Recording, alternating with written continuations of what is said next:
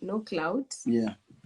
I think people just don't believe because for the longest time we've had nini vile mimi pia nimeanza kuzeeka, you know. I'm 25 this year, and sometimes after to age fulani you just want to be proud of someone. Yeah. And you're like, you need to build a future with someone.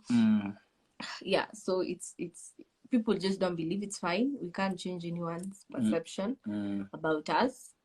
And that's just me. I'm in a stage in life where we were both like, it's time we just come out, because it got weird. True. It got very, very weird. Tungeenda meetings, tunaakta tujuani, lakini tumelala place pamoja. Unaribu vagina see, you know, we're in the same house.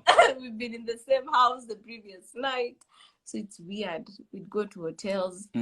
Watu wanasema tuimbe Radio Love. You know, guys, you have to pay for this.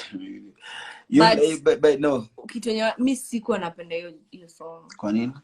Kwa sababu kuna times ningeenda kuperform na hatuko in good terms.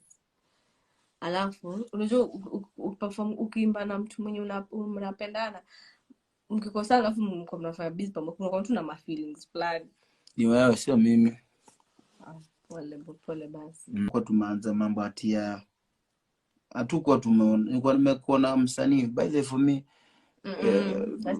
msanii mzuri anajituma, alikuwa amejituma nini, kidogo pale simu nini kuja tupige collab.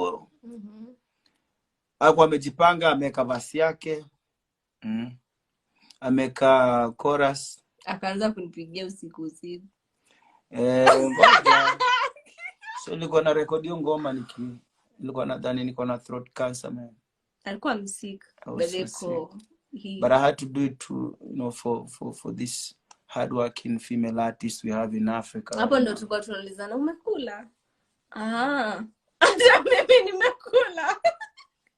Zile conversations are hey. How's your day? Great. Even me. Okay.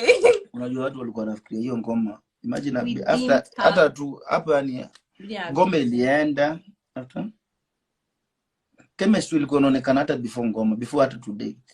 Before nianze kusema nimeona kitu.